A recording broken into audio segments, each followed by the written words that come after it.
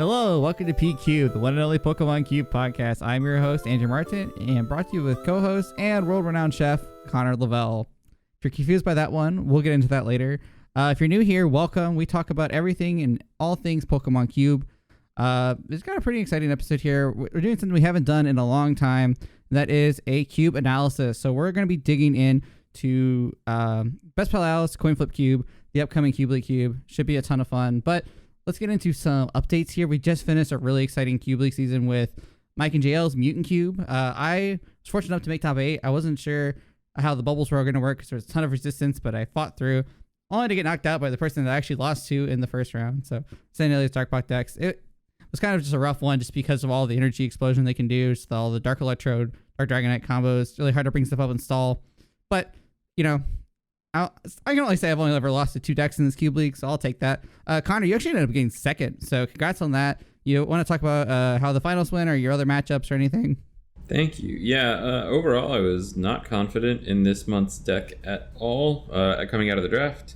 I became more confident over the course of the event, but at first, I was definitely, not feeling it. And it clearly, came back and showed me that my initial assessment was wrong. But in the finals, unfortunately, it decided to remind me why I was not so confident and didn't do the things that I needed it to do, especially not in the face of Vic's deck, which did the things that it needed to do very reliably. So it was a great league, though. I really enjoyed it. The cube was really fun, and looking forward to the next one. Yeah, I enjoyed this past Cube League. It was really cool to see all the different mutant strategies because, in a normal cube, you're used to seeing pretty, I guess, conventional archetypes working out here. But in, a mutant cube, I feel like even just, deck to deck had multiple, win conditions or, multiple, strategies. So there was, a lot of layers to it. I felt like a pretty high skill ceiling to, really play perfectly in a cube like this. So something that I think a lot of players enjoyed. And if you want to see the cube, any of the cube games, we have some of those up on our YouTube channel. But this cube has just ended. Congrats to Vic, by the way, for winning. We're transitioning now to the next Cube League, starting actually this weekend on June 19th. So if you're listening to this and you haven't signed up yet, go check it out on Limitless. It's free and it's super fun. Cube League is it's the most competitive cube experience you can find, especially remotely. So it's something that if you really want to try your cube skills against other people and see how you stack up, this is really how you do it.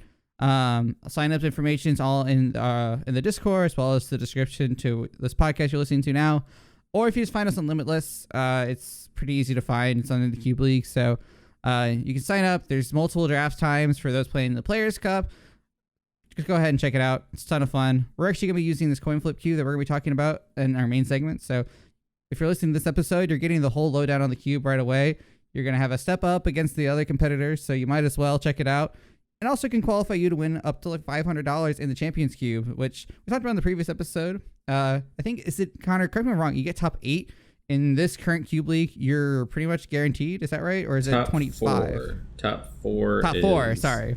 Yeah, so if you've played in no events this season at all, and you make top 4, then you will be in Champions Cube. So always a good reason to play Cube League. If you want to, get to that absolute highest level of competition, even beyond Cube League, then that is the place to be.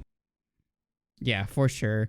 But if you aren't able to play, but you want to see some of the content from there, tune in on Monday. We'll be having the Cube draft video coming out.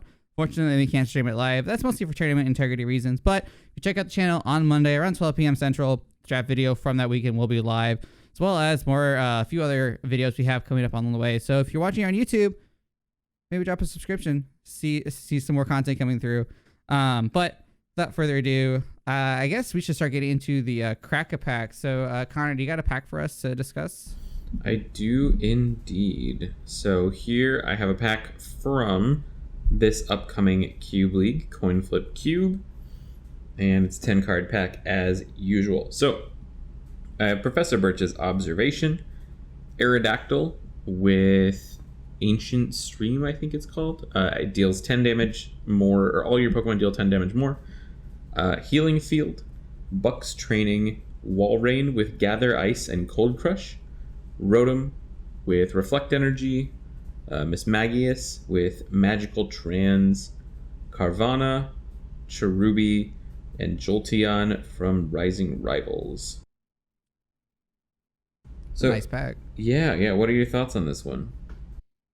See, the thing is, like, you know, I'm so tempted to just slam the consistency card because Birch is just shuffle draw 7, but you know, in the grand scheme of things, there's a lot of cards in this pack you're just never gonna see again because of how good they are.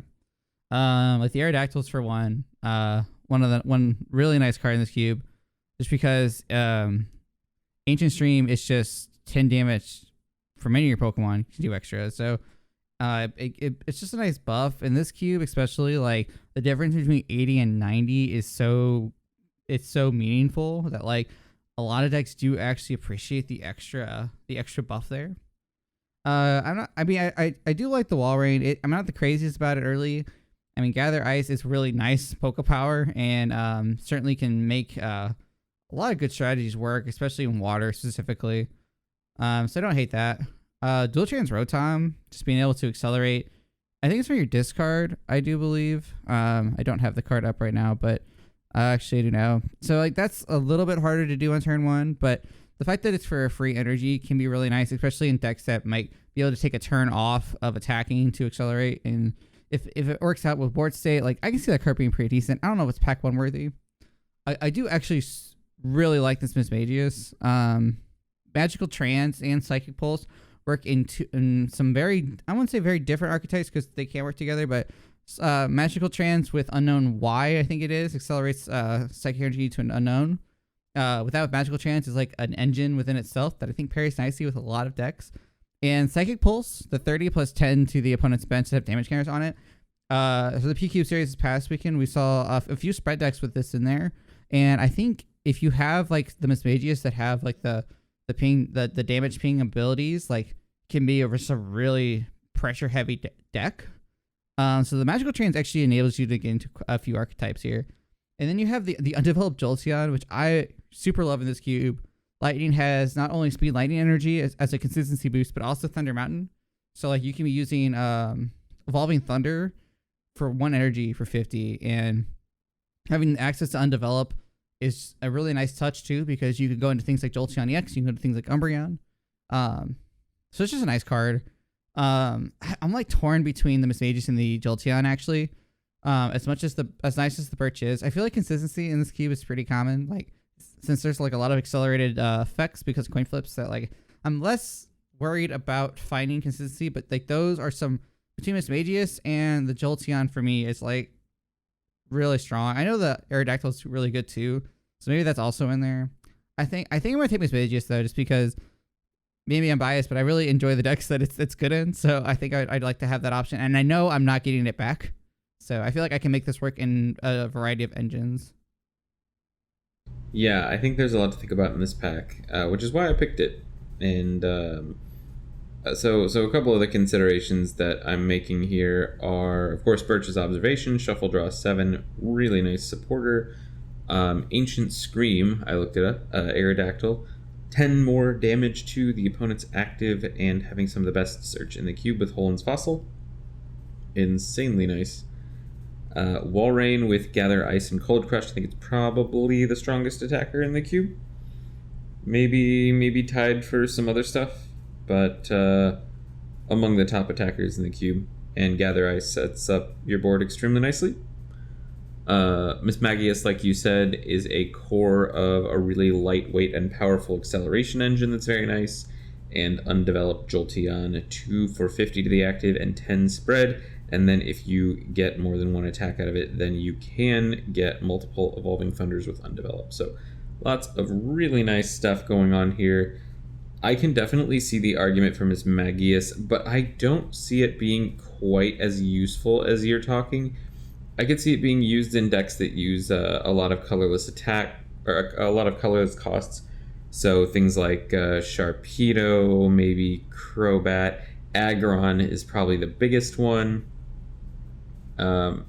Whereas Primal Scream Aerodactyl is just so good in every deck that I think I would be most inclined to take that card out of this pack.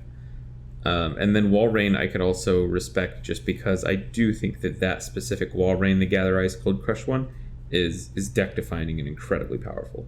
So those would be my top picks. I'm also a huge fan of Jolteon. I probably overrate Jolteon in this cube, but I really, really like it. So I'd probably put the Birch a little bit lower in this pack, and prioritize something like the Aerodactyl that is going to be an extremely powerful card in every single deck I play.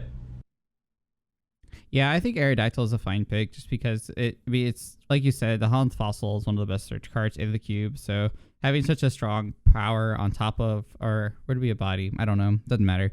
On top of a highly searchable Pokemon that has all colorless attacks. Yeah, I definitely could see Aerodactyl. I think for me, with Miss Mages, I really love spread in this cube, and I think the Miss Mages pairs really well in that spread angle just because Psychic Pulse for 130 plus 10 everywhere does work really nice, and you have the option to use Magical Trance in a different style of deck.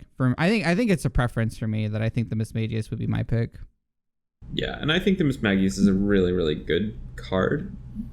I just I'm not quite at the same level of picking it at the top card in the pack as you are. It's just interesting though that, like, you know, out of all of these cards, you see Birch and like you think that would be the pick for us both, but you know, the Pokemon in this pack are pretty above average, so it can make a big difference in like what you take. Do you think that's like kind of related to because of like the supporter quality is so high in this cube, maybe? Yeah, so the supporters in this cube are generally very good just because you have lots of powerful coin flip effects that would not be good normally, but since you can decide the outcome, they are very nice. And because of that, I don't know if I'm inclined to take supporters a little bit lower, but I am inclined to take Pokemon really highly. Yeah. Being able to get onto those archetypes that are super powerful is paramount to success. So that's definitely the kind of thing that I'm going to be thinking about.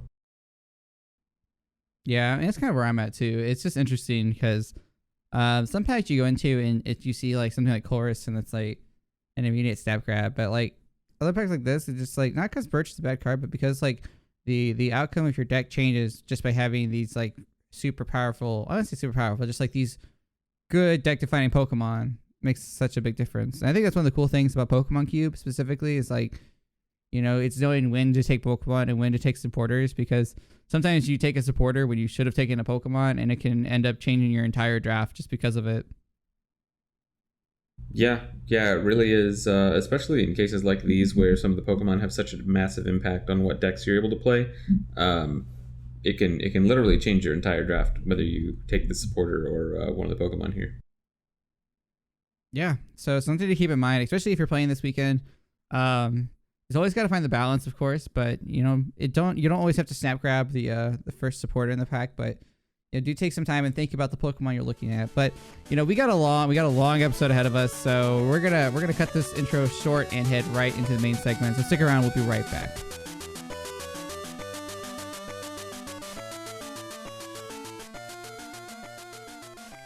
All right, welcome back to this main segment. Like I said, we're going to be doing a cube deep dive essentially into BestPalAl's coin flip cube. Not something you commonly see as a cube based on coin flips.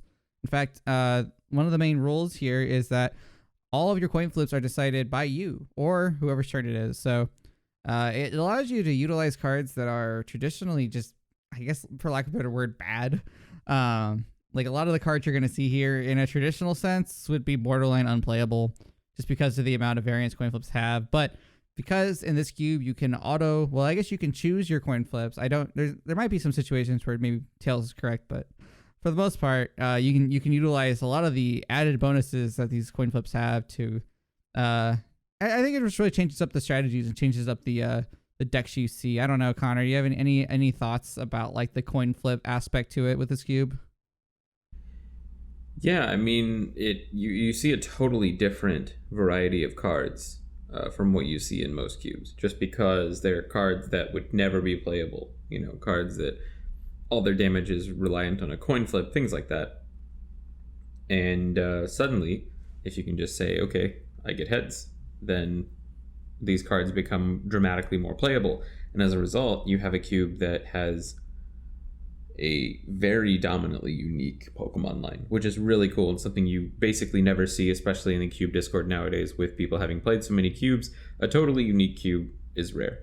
But this one definitely fits that bill, and as a result, it's going to be a lot harder to evaluate for players who are not as familiar with Cube. So hopefully this video will, or this podcast episode will help you get through that reasoning and get to a better deck. Yeah, for sure. So before we get into the Pokemon, just briefly going over the rules. There's not too many, but the coin flip aspect's very big, so players can decide their own coin flips. The only thing your coin flips you can't decide is status conditions. So that's confusion, burn, those type of things. Those are natural coin flips.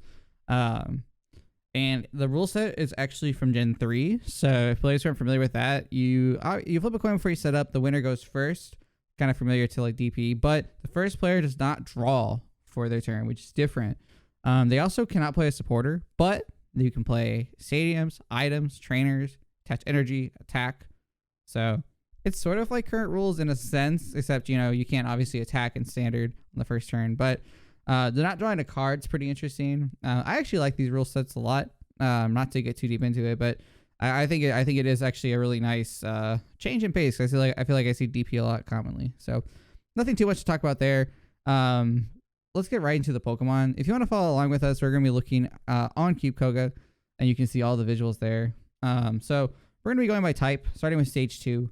So the first stage 2, we're going to look at the grass line, is the Crobat line. Starting off with Crobat from, I believe this is Skyridge, Carry Off. So Carry Off basically allows you to look at your opponent's hand, and you can shuffle back in any Pokemon you find there. Normally, again, this would be done by coin flip, but auto heads, you can just assume that you're always gonna be able to do it. And it has double cross, so it's a two coin flip here, 40 for each head, so you do 2 for 80. And the thing that's kind of interesting is that it says if both of them are tails, you can do confuse poison. So you technically get the option if you want to go 2 for 80, or if you want to go the confuse poison route. So a little bit of options, I guess you could say, because you can decide if you want to poison or confuse. Generally, you probably go for the 80 though, but it is nice having that. Free retreat, 90 HP. I think all these Crobats actually have free retreat and 90 HP here, so I can assume that's consistent among the line. The next 2 Crobats are from Hidden Legends. It's the Fluttertrick Crobat. So Fluttertrick allows you to look, does 20 damage, and allows you to look at your opponent's hand and choose a card and discard it. So that's actually really nice because you can already see their hand using Carry Off. So if you see a card there, like maybe it's like really important draw supporter, you can use Fluttertrick, discard it out of their hand, as well as doing some nice damage there. I actually think Fluttertrick works really well with something like an N, like a good hand disruption, and especially as your opponents utilize a lot of resources, you can really stick it with them with this card. The other attack is for a grass colorless. It's triple poison, so it does 10 damage, and then you poison them. Except instead of 1 damage counter, you put 3. So essentially like 2 for 40. But I think the thing is interesting with triple poison is that if they can't retreat or have no real switch options, especially if you got them into really like a just hand disruption situation, it can actually be 80 damage going back into your turn. So you can almost take a knockout with something like triple poison, just if they aren't able to respond or deal with it in that turn, the poison in that turn. The next one we have here is New Revelations. This one also is another poison one, so it has trigger poison. If it does 20 damage, and if your opponent attaches energy to the defending Pokemon that becomes poison, it's kind of less good because your opponent has more time to react to it. And then the second attack for 2 guys with colorless, cross attack, flip 4 coins. The attack does 20 damage times the number of heads, so 80. And then if you get 2 or more heads, the defending Pokemon is now confused. So here you actually have a 3 for 80, but confusion. So you can put on a lot of pressure just by making your opponent have to maneuver. And having him burn switch out is actually really nice for you because you have stuff like poison effects that you can utilize and more confusion effects. So I think the problem for most of these Crobats is going to be the HP, but the attacks are nice. The last one we'll see here is the one from Delta species. The one with Radar Jam. So 2 colorless energies, 30. Your opponent can't play trainer cards except for supporters. So I believe that's just items, maybe stadiums. Connor, do you know? Okay, so yeah, your opponent can't play any stadiums as well. which is pretty nice. I mean, if you have something like, I think Curse Stone works really well with Crobat, so this would be a good way to just keep Curse Stone in play, as well as just like keeping your opponent pretty much like stalled out, where Curse Stone can accumulate enough damage. Can be pretty nice. Its second attack is for a Grass Metal colorless, because this one's a Grass Metal type. Target attack. Choose one of your opponent's Pokemon. It does 40 to it. The Pokemon already has damage counters on it. It does 60. So with Crobat and a lot of the spread effects from like the stage 1s and stuff, you can actually get some damage counters put on pretty easily. So target attack can be just like a consistent 60. I think this one's kind of neat. But Crobat in general has like a lot of disruption effects, as you see with like the Flutter Trick and the carry off Poke Power from the Skyridge one. So you can use it in more of a disruption deck. You can use it with like special conditions. It's also got like a really fast stage 1 line. You do have access to Forest of Giant Plants. You have access to the Dark Golbats that have Discreet Draw, which is the new one that allows you to draw 2 when you evolve. So you can have some buffed inconsistency. You just get a lot of options. So Connor, I'm curious to hear what your thoughts are on Crobat and like what your maybe the strategies you're thinking about with this line and your overall thoughts. So Crobat on its own is pretty nice. All of the attackers are good. The worst one is definitely the triggered poison cross attack one, but that one has some upside too because it has fighting resistance, which none of the rest of the line has. The biggest downside is definitely that the stage 2s all have 90 HP. That's like a really significant downside because it's within one-shot range of a lot of decks in the cube. In addition, its damage cap is good, but not great. So, but some upsides to Crobat. It is very versatile. And for that reason, I expect it to be paired with lots of different stuff. And I think it's at its best when paired with different stuff.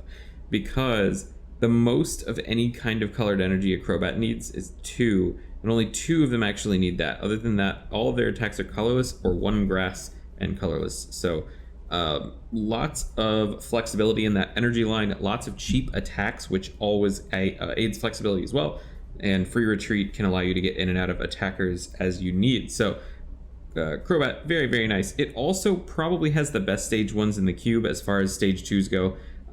Discreet Draw, excellent. Dark Golbat with Night Ambush, 30 anywhere, excellent. Dark Golbat with Sneak Attack, excellent. All 3 of the different Golbats in the cube are so strong. So that's a big buff for the Crobat itself.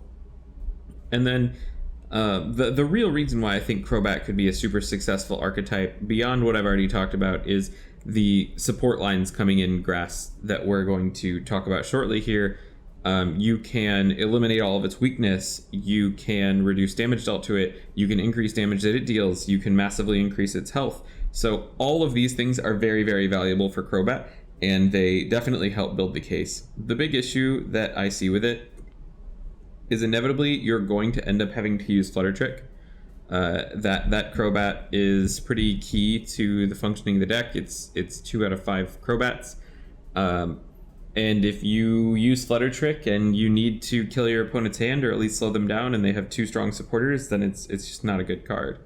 So I do think Crobat is very good. I think it has a lot of potential. Al has made some very definitive buffs to it recently that I think have helped it out a lot. So I'm excited to see how it does in this event, and I'll definitely be looking out for it in the draft myself. Yeah, definitely. I mean, like, I think that once we get into the next parts of grass too, it'll be a little more clear what the other benefits of Crobat is. So we can get right into those. The grass stage 1 in this cube is Cherub, which is more of a, I mean, it's almost entirely a support line. Like, I don't think you really want to make a deck out of this, but it's really nice for what it's worth, though. So we have 2 Cherubs from Stormfront with Sunny Day. So it says each of your grass and fire Pokemon's attacks do 10 more. So it works not only with the grass, but also with the fire attacks. And it's got some nice healing attacks as well. Like Salty Sweet does 20 and heals 2 damage counters for one of your Pokemon, which could be a neat way to preserve some HP. The next Cherub we have is the Cloudy Sky. It's kind of like the antithesis of the other one. It reduces damage from any of your grass and fire Pokemon will be damaged by attack. Take 10 less. So it's a buff. It's a buffing Pokemon that gives you a little bit more, tankiness. Like you talk about those Crobats being pretty frail. This is one way to reduce damage. And the next one, the last one, is the most recent one that's been printed from Ultra Prism. And with Weatherguard, you can prevent all grass weakness. So pretty much you have all really good tools for grass to utilize. And by grass, I mean Crobat. But the Sunny Day one's probably the most interesting one just because it also buffs fire damage. So when we talk about fire as well, you'll probably hear this come up. But I'm going to also lump Shaman into this as well while we're talking about grass support. So this is the recent addition, at least as far as I know. There are 2 Shaman level X in this cube with Thankfulness. So each of your grass Pokemon, except any Shaman, get an additional 40 HP. And you only can use 1 of those per turn. You do also have access to Seed Flare, see attack on level X. This grass level colorless for damage. Choose many grass energies in your hand and attach them to your Pokemon if you like. If you do, that does 40 plus 20 damage for each grass energy. So I mean that if you can get to a lot of grass energy in hand, you could utilize. But really, Thankfulness, the Pokebody is one of the best things about this. It turns those Crobats into actually 130 HP stage 2s, which is really more on par with what you would expect. You also have access to Celebration Wind Shaman. Some of the basic ones aren't too bad.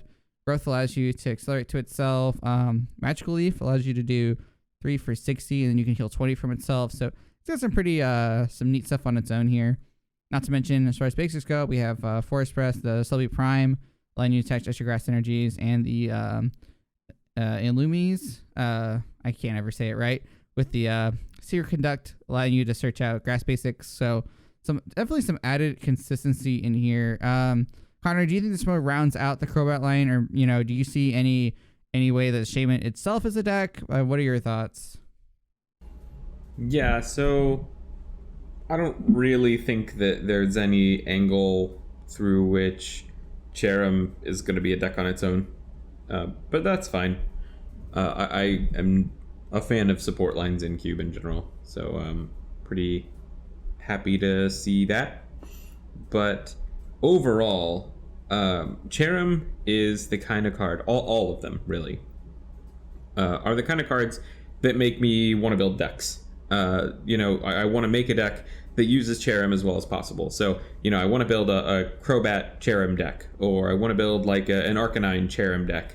The same with Shaman level X. Shaman level X takes Crobat, which is, on its own probably not that great, and it makes it into a very threatening line. So lots of scary things going on with these support lines that turn Crobat into a force. And Cherrim is really cool because it can also be paired with a lot of the super powerful fire stuff in the cube. So these are going to be pretty high on my pick list.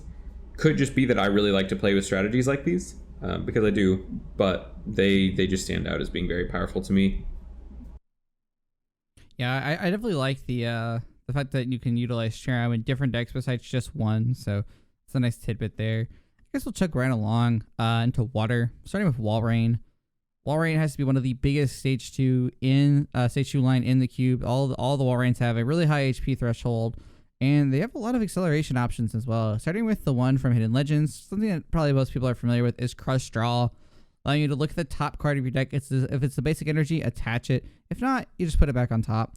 Works really well with the stage 1 Celio with Power Circulation, which synergizes because you can Power Circulation allows you to add energy from your discard pile on top of your deck. So you have an engine working there. Something to note though is that sheer cold in this cube is actually slightly better than it is than in a normal cube, because I've been 3 for 50, nothing crazy, but auto heads, each the defending Pokemon can't attack during your friend's next turn. So you can actually force your opponent to have to do like some switch outs there, or figure a way out of the active or removing the effects there with sheer cold. I don't know if it's the best attack to use, but it is something that is of note that is slightly better. The next Walrein, it's actually 2 of them from Rising Marvels. We talked about this one in the Cracker Pack. The Gather Ice is the Poke Power. This is once during your turn. When you play Walrein from your hand to evolve one of your Pokemon, you may attach as many water energies from your hand as you like to Walrein. This could be really good with getting this attack into play as fast as possible. It also works with there's a few other targets that work well with water attacks. That's could also buff. We saw Zach Kreckler use this in his P Cube deck over the weekend. He used it with Scramble Switch, so he could gather ice and then Scramble Switch into something like a Walrein EX, which we'll talk about next. So some options there. Also the attack Cold Crush, 4 for 70, but keep in mind you can accelerate as much energy as you want to this when you put it down. 4 for 70.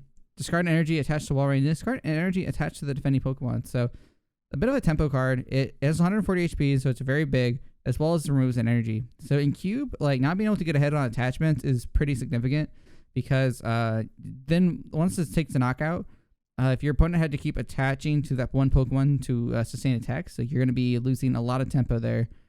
So Cold Crush actually can be pretty annoying for your opponent to deal with. And then we have Walrein EX, one of the biggest stage 2s in the Cube. It has the Icy Aura Pokebody. As long as Walrein EX is your active Pokemon, put 1 damage counter on the defending Pokemon between turns, excluding water Pokemon. So we saw this actually be really cool on stream where Zach was able to set up basically like a 2-shot that would get knocked out between turns with Icy Aura, and then use Water Arrow to clean up the extra damage. So Water Arrow, it's its first attack, water colorless. You can choose 1 Pokemon on your opponent's side and do 40 to it. So it allows you just like to ping damage. It allows you also, like again, like I said, if Icy Arrow or it takes a knockout, you can use Water Arrow instead to not have this like overflow of damage, which is really cool. And then for 4 energies, you can use Ice Throw for 80. And then the defending Pokemon is a fighting type. The base damage is 120 over 80. So you actually get some extra, you get a lot of extra damage if they're a fighting type. Kind of niche there. Really comes up with, I guess Kabutops would be the one thing in there. Maybe some Aerodactyls as well. But I mean, 4 for 80, but you're such a big Pokemon. It's actually like 4 for 90, I guess, because of the Icy Aura. But this card's really good just because of how big it is and the fact that you can put on a ton of pressure with Water Arrow. And like I said, the Celio's line has the power circulation to synergize with the Kestrel. So water has a lot of acceleration there. I'm gonna pass up to Connor. Want to hear your thoughts on what you think of Walrein. I know you said like Crush Draw or Cold Crush might be one of the best attacks in the Cube, or that card is at least one of the best stage 2s. Yeah, I do think Gather Ice Cold Crush Walrein is probably one of the best attackers in the whole Cube. 70 damage is a clean 2-shot on everything in the Cube. Normally, that would be with the exception of Typhlosion EX. However, it has weakness. So it's a clean 2-shot on everything in the Cube. I guess aside from Walrein EX itself as well, but pretty much everything. Gather Ice also sets up the attack cost really beautifully. It also synergizes incredibly well with, like you said, things like Scramble Switch, but also lines like Starmie. Starmie with Cosmic Cyclone, you can deal a potentially infinite amount of damage, likely once, with being able to shuffle as many water energy attached to your Pokemon as you like back into the deck. Gather Ice synergizes extremely well with something like that. And the Starmie line also has a power called Aqua Recycle, which basically just lets you pick up a water energy from your discard every turn. So it's going to be really easy to get some huge Gather Ice turns in, and all of that kind of culminates in this gigantic attacker that swings for 2 shots on everything and is just really good. I think Walrein is super strong, and interestingly enough, I think that the Crush Draw one is probably one of the weaker ones, but there are still good ways to take advantage of it with things like that Starmie that can shuffle energy back into the deck. That's definitely going to be the biggest thing that I look out for in a Walrein deck is, you're inevitably going to get a bunch of extra energy into play. How are you going to take advantage of that? And I'm sure people will come up with things that I haven't considered. This is probably like the least studied up I've ever been on our Cube League Cube, especially this iteration of it. I've really not been able to look into it that much. Been very busy lately. So my first take is that Walrein is just a super strong line. A lot of the time it's going to eat 3 hits before it goes down, which is a huge advantage. And being able to 2-shot anything in response just puts you in a really nice exchange. Yeah, and then I guess since we're already on the subject, the Starmies in this line, you have 2 Starmies from Rising Rivals with that Aqua Recycle. Once during your turn, you may search your discard pile for water energy, show it to your opponent, and put it into your hand. It's just pretty nice, especially when you're trying to use Gathering Ice Walrein. This allows you to get the energies in your hand that you would need for that. Its attacks are decent. Synchro Gain is very okay. The Starmie and the defending Pokemon have the same amount of energy. Remove 40. It's very fine on 40 HP Pokemon, or 80 HP Pokemon. And there's 1 for 40 with Powerful Spin. I think really using this for the Poke Power. The next Starmie is from Heart Gold Soul Silver. It has that Cosmic Cyclone, the one that Connor was talking about before. You can choose as many water energy attached to your Pokemon as you like, and this attack does 20 damage times the amount of energy you choose. Shuffle those back into your deck. So when you use something like Gather Ice, you can attach a bunch of energy in one turn. Basically just powering up this Cosmic Cyclone to hit the delete button on any Pokemon. Now it is a big attack that it can not be one you can really streamline at every turn, but one that you're probably trying to utilize in one specific turn. And I think that's really the game plan here. So you can definitely utilize this with Walrein. And then you have the one from Legends Awaken. I think this is one of Al's favorite cards, at least the line. It has the Star Boomerang, so you can return Starmie to your hand for one water. You can do 30. Then the Core Flash for one Psychic. You can choose one of your opponent's Pokemon that has a Poke Power, Poke Body, and you can do 50 damage to that Pokemon. So a 1 energy 50 snipe is actually pretty good, especially because for Psychic Energy, and there's a lot of other Psychic spread cards in the cube. This could find its way in there for sure. I guess while we're also on the subject, and we can go back to Starmie too if we need to, Tentacruel is also like a niche line that's in here. It's a 3/2 line. The Tentacruel itself, the Tentacle Strike is a free attack from Legends Awaken. You can search your opponent's discard pile, an important note, for up to 2 energy cards and attach them to any of your opponent's Pokemon in any way you like. For each energy attached this way, this attack does 20 damage to that Pokemon. So really, we saw this brought up using with like Lantern, which we'll get to later. That does more attacks for that does damage to Pokemon with energies attached to it. So that's one way you could use it. You also could utilize it with something like Flare Grunt and maybe attaching it to something like, maybe they have a Dell Caddy on the bench. Or maybe they have something that's just like, a straight support Pokemon like a Cherubi or Cherim. So you could definitely utilize it in that sense. The second attack is Dangerous Poison. That's Water Double Colorless for 60. If Tentacruel has less energy attached to it than the defending Pokemon, the defending Pokemon is now paralyzed and poisoned. So, neat effect, but I worry the 3 cost is a little bit high because a lot of attacks in this cube are for 3. The 4 cost attacks are on a lot of stage 2s, but kind of few and far between. So kind of just a neat line here. I know the Tentacle has Cowardice, Poke Power, so it says you can return it to your hand at any point. Kind of just interesting line here. All the Tentacles are free retreat, and the Tentacruels are neat. Connor, I'm interested to hear what your thoughts are then, or if you have anything you want to follow up on about Starmie. So I think Starmie is neat, but I want it to be more generally applicable than it is. And I think it's generally only going to be useful in some very specific decks. But in those decks, it will be very good. So it's not like a deadline by any means. It's just it doesn't have some more of the universal applicableness or applicability that some of the other things in the cube do. It is worth mentioning that it synergizes extremely well with Energy Draw Dell Caddy. It makes Aqua Recycle essentially just redraw 3 cards, which is very, very good. Tentacruel, I am not sure about. I could definitely see somebody finding out a way to use this card very well, take advantage of the energy attached from the discard onto the opponent's, the spread. The attack is definitely going to be more of a niche thing against high attack cost Pokemon, but it will come up for sure. But I'm not totally sold on the Tentacruel myself yet, just because it's a pretty tremendous tempo disadvantage to attach energy to your opponent's Pokemon for free for them, even though they do take 20 damage each.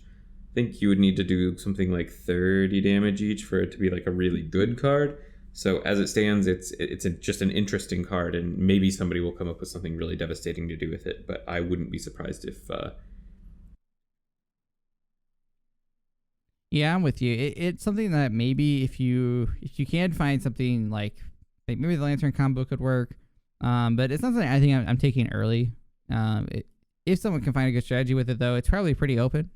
I guess I would assume so. So something to I guess look at. I guess something we haven't talked about yet is that there actually is a few Pokemon in here that are without evolutions. So we have a Swampert and a Blastoise in here that actually have no previous stages, and that's because they're meant to be used with Archie's Ace in the Hole, of which there are 2 copies of. And that is, we have the first card is our Water Call Swampert. Basically from you can attach an extra water energy to your active Pokemon from your hand. Nice acceleration engine. And then we have Digwell Blastoise from Platinum. That Digwell, once in your turn, you may look at the top 3 cards, choose many water energies you like, and attach them to your Pokemon. Anyway, you like, discard the other card. So the power is a bit aggressive, especially in Cube. So, but the other attacks are actually really nice. The Aqua Press does 20 plus 10 for each water energy attached to all your Pokemon, both yours and opponent. If you're playing something like a Crushtral Engine or the Gather Ice, this can add up very quickly. And you only really need to be doing like about maybe even like 100. So getting like getting some more of those energies into play, having a big board of with like options can be really nice. But really, I think the double launcher is one of the best things. So double launcher, water, double colorless. Discard 2 energy attached to Blastoise. Choose 2 of your opponent's Pokemon and do 60 to each of them. So this can be something super aggressive you can use, especially if your opponent is still setting up, or if your opponent has a very weakened board state and you can knock out some evolving basics. Double launcher can be super oppressive. But Connor, do you think I don't know how long you've had to look at these cards or really weigh the options. Do you think maybe is it worth going for an Archie strat like this? Short answer is I don't know. Sure. It's not something that I've really had the opportunity to experiment with, and I would consider it very high risk as a deck builder. That said, it might be very possible for it to come together. I haven't really done the level of experimentation with this cube as I normally get to before events, so I'm not sold, but I'm not saying that it's bad, and I could definitely see people putting together some very nice ways to get cards like these together. There are cards like Night Teleporter that make reducing your hand to 1 and making that one card the Archies or Maxies very reliable, but then you run into the problem of getting the Pokemon into your discard in the first place, and I think that's a pretty big task in a lot of cases. So I'm not sure how good they are. I do think Blastoise and Swampert are worth it. Blastoise is a phenomenal attacker, and it has a really nice power as well. Digwell, especially if you're going to be able to recover some of those cards. Obviously you don't want to discard your most important line pieces, but I have played Digwell in Cube before, and I've actually enjoyed it quite a bit, especially with some of the stacking things that you can do with Celio and Dell Caddy. And then Swampert is just some very nice energy acceleration, getting an extra water in play every single turn. I don't think that it is super reasonable to go for like a multicolored energy acceleration setup. I could see something like Swampert and maybe Kabutops that really benefits from getting an extra turn or reducing an extra turn off of all of its attacks. You also can no longer start with non-Dome Fossil Pokemon, and I would assume in this cube you'll have to put at least one non-fossil basic in your deck, but in case you don't, that can be a really nice way to make sure you start with Dome Fossil and then you still have Swampert, because you do like to start with Dome Fossil in a deck like that. Either way, I don't know the best way to use it necessarily, but I think they both have a lot of potential, and I wouldn't be surprised to see people pull them off.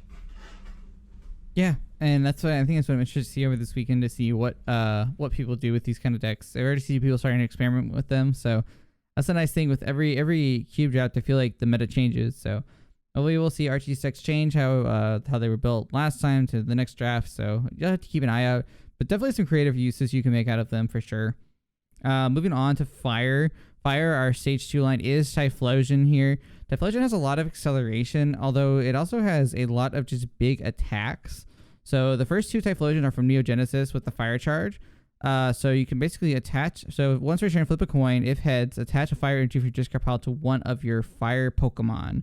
So important note: it only accelerates the fire Pokemon, but it can be used with other Typhlosions, Arcanine, some of the big basics. And then the attack: Flame Burst. Flip a coin. If heads, 60 plus 20 more damage, and Typhlosion does 20 damage to itself. So you could do 4 for 80, although you do take a hit. Keep in mind, he only has 100 HP, so it's going to be tight. You got to plan out strategically. The other 2 are from Neo Genesis, I think. Yeah, Neo Genesis as well. The power is called Fire Boost. When you play Typhlosion in your hand, flip a coin. If heads, search your deck for 4 fire energies, attach them to Typhlosion, shuffle your deck afterwards. And then you have Flame Wheel, 4 for 80. Discard 3 energies attached to Typhlosion or to use this attack, and then you do 20 to each bench Pokemon, yours as well. So it can be kind of a costly spread attack that softens up other Pokemon on the bench, although you do soften yourself up too, so you do have to plan strategically around this card. But, you know, the fact that you can accelerate that in one turn, not the worst. And then you have Typhlosion EX from Sandstorm. 3 for 40. Defending Pokemon's now burn and can't retreat. So maybe this is something you can utilize early when you're trying to like pressure your opponent into maybe getting a knockout on some, maybe like a support Pokemon, or maybe you're also turning off an important power with burn, but then also not letting them get out of the burn because they can't retreat. Something like that. Although it is old burn, so they do have to flip heads, and this is a coin flip that does matter to actually take the damage. So keep that in mind. And its last attack, 5 energies, triple fire, double colorless for split blast for 100. Discard 1 energy attached to Typhlosion EX if your opponent has more than one defending Pokemon, which isn't really the case because it's not a dual Pokemon. You would do 50, so it's really 5 for 100. Discard 1. So I'm not the highest on the Typhlosion line. I'm interested to hear your thoughts on it, Connor. I'm pretty not sold on Typhlosion. I thought it was a really threatening line when Typhlosion EX from Unseen Forces was in, because that card on its own is just insane. And that card also buys you time to set up some other stuff. Whereas now, I don't really feel like any of the Typhlosions are great attackers, except for the EX. But the EX has extremely heavy attack costs. And to get the heavy attack costs going, you need energy acceleration from other Typhlosions. So it's like a multiple stage 2 kind of setup. And I don't know if the payoff is really there. I know JL did well with it over the weekend, but it had that Unseen Forces Typhlosion, and that really makes the line tremendously better. So yeah. I'm skeptical on this. This is the line that I would see being fairly likely to change before the event itself, because there are still things that could change between the time this episode's recorded and the time the cube fires on this weekend. As it stands, I could definitely be proven wrong, but I don't see I don't see any of the Typhlosions being good enough to make me want to play them over some of the other lines we've discussed. I mean, Crobat and Walrein are just so powerful comparatively. Yeah, I think the only thing to note here, I don't know if it makes Typhlosion that much better, but the Fire Boost one that discards 3 and does 20 everywhere, you can reduce that damage on your side with the Cherrim that reduces 10. Granted, it's only to fire Pokemon, so that's like one thing you could do, but I think the fact that you need double flame recharge Typhlosion to like keep the board state makes it kind of tough to have like also a stage 1 out there. That's like the only like neat thing I think you can use. You can use it with Cherrim, but when we get to Arcanine, I think Arcanine kind of outclasses Typhlosion a bit in like the acceleration department. That you can't do with other lines, particularly looking at Bolt Entei. Whenever it takes damage, unless it gets knocked out, essentially you can choose whether you want to shuffle it back into your deck. And that can synergize pretty well with Typhlosion, just because it's like, well, if your opponent can't one-shot Entei, then you just get a free scoop up and you get a whole bunch of free attacks over the course of the game because of it. I just don't think it's worth it, though. I don't think it's a worthwhile trade-off. There are plenty of lines that can deal the 80 damage that does one-shot Entei, and even plenty of lines that can deal the 90 damage that one-shots Entei with Cherrim in play. So I just don't see the payoff for Typhlosion, especially compared to the Arcanine line, which we're going to talk about next. Yeah, let's go ahead and jump into Arcanine. So Arcanine, the first one we're going to talk about is from Secret Wonders. It has Flame Dash. So once during your turn, you play Arcanine from your hand to evolve one of your bench Pokemon. You may switch Arcanine with your active Pokemon. If you do, you move any number of energies attached to that Pokemon to Arcanine. So pretty much like an auto scramble switch when you evolve, which can be quite nice. And then its attack, Inferno Onrush for 4 energies. It's double fire, double colorless, does 120. Then Arcanine does 40 damage to itself. So it does leave itself with 60 HP, but it's such a big attack. Inferno Onrush doing 120. It's one of the biggest attacks, I think, in the cube. It's on a stage 1. So you can buff that with there's actually a lot of damage mods you can buff that with to really take a knockout on stuff, even like Walrein, which is one of the biggest Pokemon. But it does come at a price. You are sacrificing four energies on this guy if he doesn't get knocked out. But if you can play this right, you can actually, if you can get more than one Inferno Onrush down, you're probably in a really good spot. The other Arcanines we have two from Skyridge. So this one has the Poke Power of Energy Recharge. When you play Arcanine from your hand to evolve your active Pokemon, you can flip 3 coins. For each heads, choose a basic energy card for your discard pile and attach to Arcanine. So a really nice acceleration energy here. Also works really well with that Flame Dash. Its first attack is Shake. Your opponent switches the defending Pokemon with one of their bench, if any, doing 10 damage. And the second attack, 3 for 70, discard all fire energies attached to Arcanine. So it's got a really fast ability you can put down. And it can be pretty aggressive. And then you have the EX, which is just an overall great card.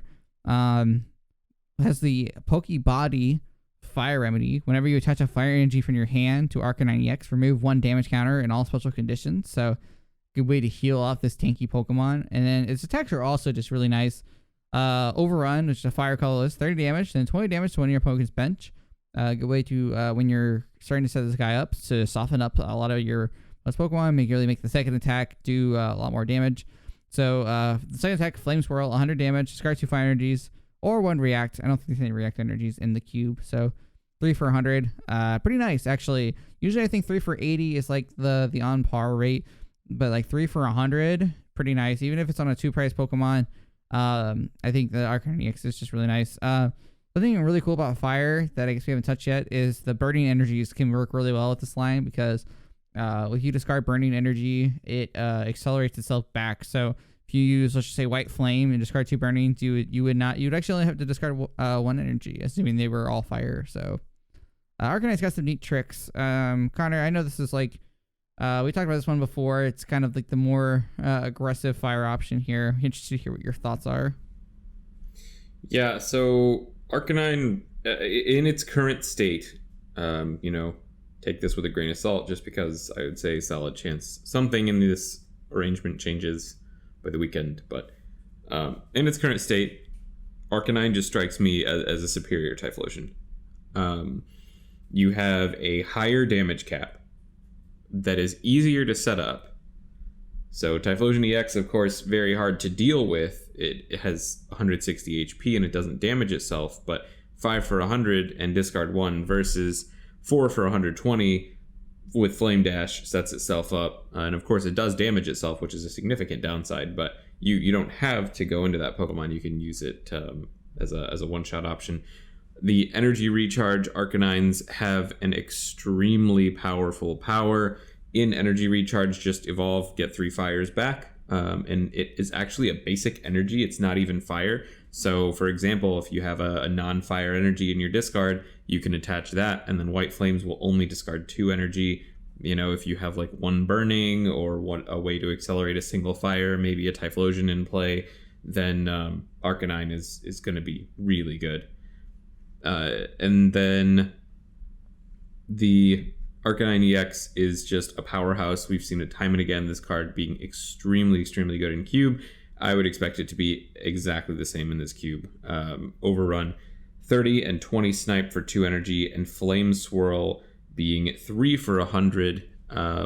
There are tons of ways to get energy in play, although not a ton of ways to get energy onto Arcanine EX itself. But if you pair it with a single fire recharge Typhlosion, then it's going to be very easy to get those energy in play. And I do think that Arcanine is one of the best lines in the cube, probably the single best line in the cube to utilize Cherim with, because it is pretty light on space. You don't need a lot of other things other than Arcanine to make Arcanine work, and that opens up your bench and your deck for just a ton of really powerful support in the Cherim line, giving you both damage and damage block. So Inferno Onrush suddenly leaves you with 70 HP. If your opponent can't deal, they have to deal 80 to knock that out. Then you get 2 Inferno Onrushes instead of 1, which is game changing. In addition, it brings up your White Flames damage cap to like 90, which is dramatically better than 70. Every single 10 damage you can add in this cube is totally game changing. And then the EX. Flame Swirl at 100 is an excellent attack, and then being able to go up to 120 just brings so many more things into your one-shot range. So I think Arcanine is a very nice line in this cube. I think it's been successful thus far, but not overwhelmingly. I don't think it's broken by any means. I just think that it really shows off why Typhlosion's not great. It basically does the same thing but better and for less deck space. Yeah, I think that's something I expect Typhlosion maybe getting adjusted. I'm not saying it will, but I think it might, just because of the fact that Arcanine kind of just does what it does, but a little bit better. But Typhlosion does have things to bring to the table, but the Arcanine definitely fairly aggressive. Moving right along here, something we talked about in the beginning was the Jolteon line, which is actually pretty interesting. Although looking at Cube Guy, I think the other Jolteon is on the bottom here. But there are 2 Jolteons with Undevelop, which is a really neat ability that allows you to basically devolve itself during your turn. We also have Quick Attack for 1 for 40, essentially. It's actually, looking at that, that's actually really nice. 1 for 40 is pretty above average. And then you have Evolving Thunder, 2 for 50. Jolteon evolve this turn. You do 10 damage to each of your opponent's bench Pokemon. Works really well with the undeveloped Poké Power. Next, we have the EX with Evolutionary Thunder. Let you put 1 damage counter on each of your opponent's Pokemon. You have Second Bite, Lightning Colorless, 20 damage plus 10 to each of your opponent's for each damage counter on your opponent's Pokemon. I think that's, obviously you're doing a lot of spread damage here, so Second Bite can come in pretty clutch here. And then we have Thunder Blast for 70. It's a Lightning Double Colorless. Discard a Lightning Energy attached to Jolteon EX, so pretty easy spammable attack for retreat. It is a 2-price Pokemon, but 100 HP is nothing to scoff at. And it kind of an interesting one that stuck its way in here is Umbreon EX. One of the most dangerous stage 1 that we've seen, because it just has the amazing Poké Power. Darker Ring. Once during your turn, when you play Umbreon EX, you can when you evolve, you may switch the opponent's bench Pokemon with the defending. Basically like Rock GX. It's just free Gust. It's so strong. You also have access to Black Cry. Its first attack for just colors energy. Defending Pokemon can't retreat or use any Poké Powers. You can basically bring up something like a Claydol or a Dell Caddy and shut it off and just basically slowly chip it away. Darkness Fang, Dark DC for 60. It's pretty nice, but I think Dark Ring, obviously, one of the best ways to go into it. Are there any thoughts on just the Jolteon line in general, or how you see this maybe interacting in the cube with some of the spread?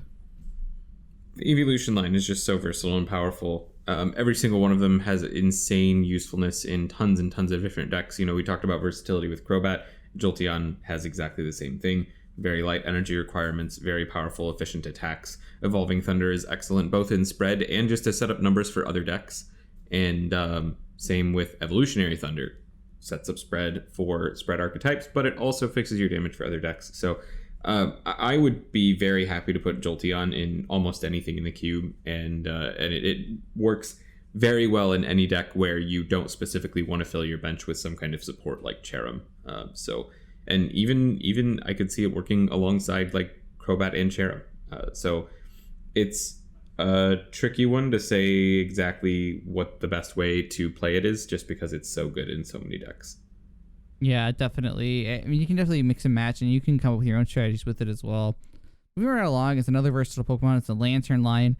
We have 2 Lanterns from Legends Awakening here with Energy Split. So for 1 light energy, you do 30 damage to each of your opponent's Pokemon that have any energy attached to them. We talked about that working with the Tentacle line. And then second attack, Aqua Bolt, Lightning DCE, 60 damage, plus 10 for each water energy attached to this Pokemon. So if the attack cost, if you have Lightning double water, you're actually doing 3 for 80, which I think is pretty much on par.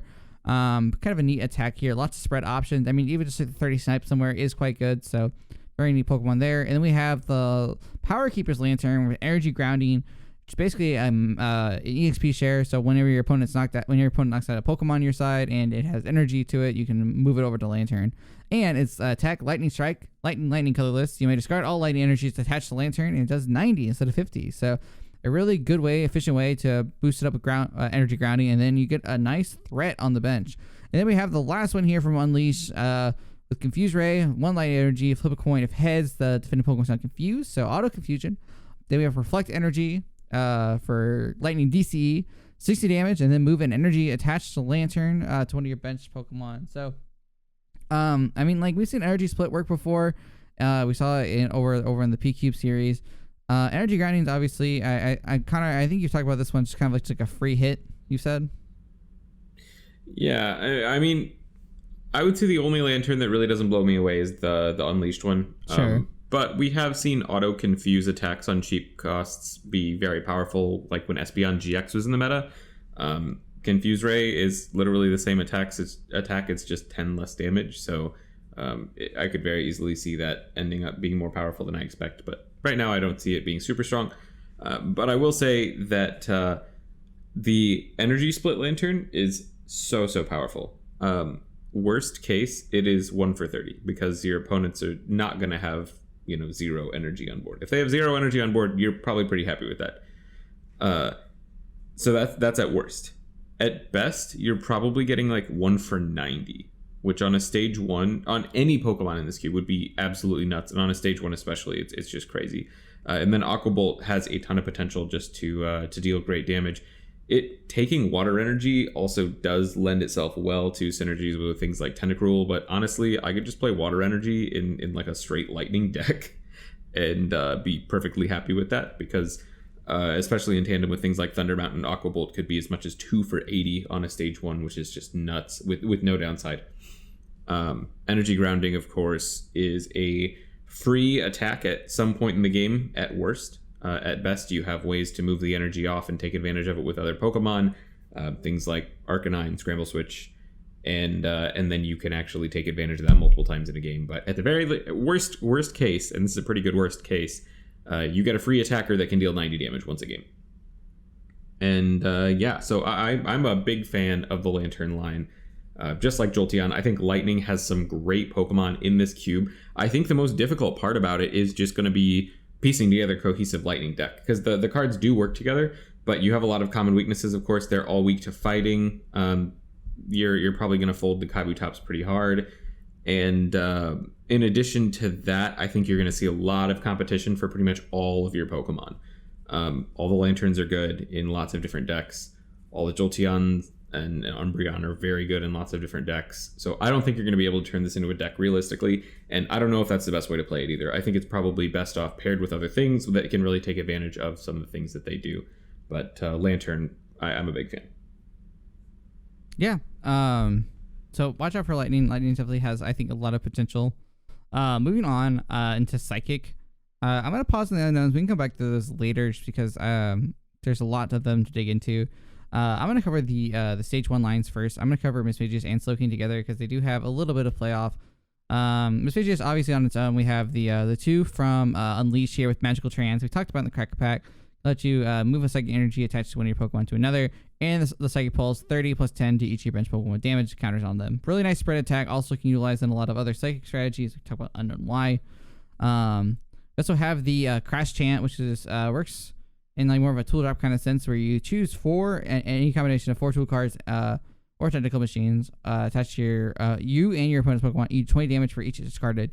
That's actually a free attack. You don't have to touch any energy to use it. As well as you have Horror Chant, which is Psychic Colorless, 40 damage, and if you have your opponent has 4 or more bench Pokemon, you can choose one of them and return all cards attached to your opponent's hand. So it's pretty much just like a way to disrupt your opponent, and you can, if your opponent has something that maybe it's like they've been trying to set up on the bench, or maybe like it's a powerful draw Pokemon and you want to be able to slow them down, you can use that attack.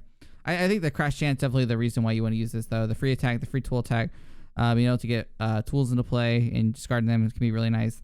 Then we have the last one from Platinum, the Upper Hand. Choose one of your opponent's attacks that can't use that anymore for the next turn. So it's 1 for 30, and then we have 1 Psy Beam for Psychic Double Colorless for 60, and then Auto Confusion. So another Auto Confusion one. So Mismagius has a little bit of spread options, but it kind of works with it. The one from Stormfront kind of combos with some of the Slowkings that I want to get into now. So we have the Slowking line. We have 2 Dark Slowkings from Team Rocket Returns as the Poke Power Cunning. Lets you look at the top deck of your opponent. Lets you look at your opponent's top deck, and you can choose to shuffle it. So it's not really a locking card, but it is kind of just a way to gain knowledge. And then Litter, which is the main attack.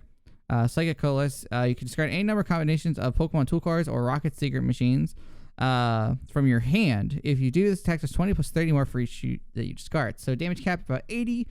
The nice thing about this is that it's a dark psychic type, so not only can you use stuff like D-Valley, you also can use stuff like Dark Darkness Energy to buff the damage. So this plus like maybe Giovanni's Scheme or even like Iris can get to be some really nuts numbers for just one energy. So something I like to keep an eye on. And then also the other Slowking from Unseen Forces with Item Search. So once during your turn, you may search your deck for a tool card, show it to your opponent, put it in your hand, shuffle your deck afterwards.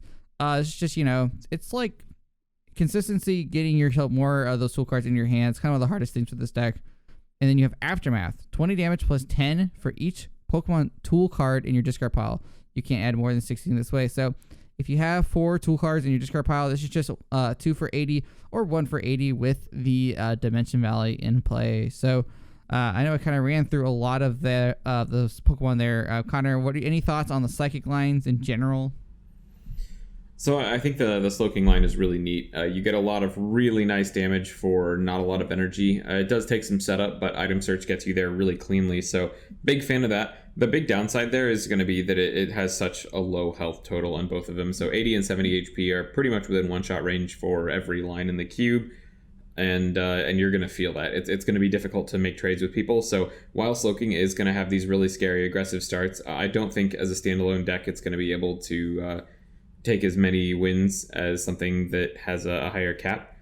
I don't even know what you would pair Slowking with, just because it's so space intensive with tools. So I don't know, it's tricky. I could see Slowking being very good in maybe a highly disruptive build, something that has lots of Judge or something like that. But otherwise, I think it's going to come out the gate really fast and then kind of peter off in the later game. Mismagius, the Magical Trans one, is an insanely good card, especially in spread decks, but even in non-spread decks with like the Unknown Y acceleration engine, getting an extra energy out of the deck into play every turn is really nice. And 1 for 30 and 10 spread, if you have some way to synergize with that, is nuts. The last Mismagius is okay. It's nothing incredible, but it's not terrible. And then the Stormfront Mismagius, Crash Chant is not going to be a good attack in the tool decks. It counter synergizes because the Slowking line really wants the tools in your discard or in your hand, and Crash Chant wants them in play, and those don't synergize. They work very actively against each other. So the archetype that I think you're going to see Mismagius in is something maybe disruptive, or maybe you're playing Crash Chant for tool removal on your opponent's side, and you also have kind of a tool sub-theme going on in your deck, and then Horror Chant just gets in there and shuffles back like your opponent's biggest threat, and then they're just in a terrible spot. I can see Horror Chant really being a devastating attack in some games. So Mismagius, very powerful line, not useful maybe in the way that it initially seems. Yeah, I think that's a fair assessment. Also worth noting that the Mischievous with Dark Spell can be really good with spread, just because it has once on your turn, this is your active Pokemon. You flip a coin of heads, put 1 damage counter on one of your opponent's Pokemon. So those are some neat things that synergize. Obviously, a lot of other spread techs you can use with this. So, but I definitely agree. Moving on forward, going right into fighting. Actually, I guess you count Aerodactyl as a fighting stage 1. Yeah, it does count. But Kabutops is our stage 2 fighting line here. Starting with Chop Up from Majestic Dawn. This Pokemon is the active Pokemon. Your opponent can play any trainer cards. So I believe, is it from the era that this is defined in? So would it just be items in this case, or is it item and supporter, or sorry, item and stadiums?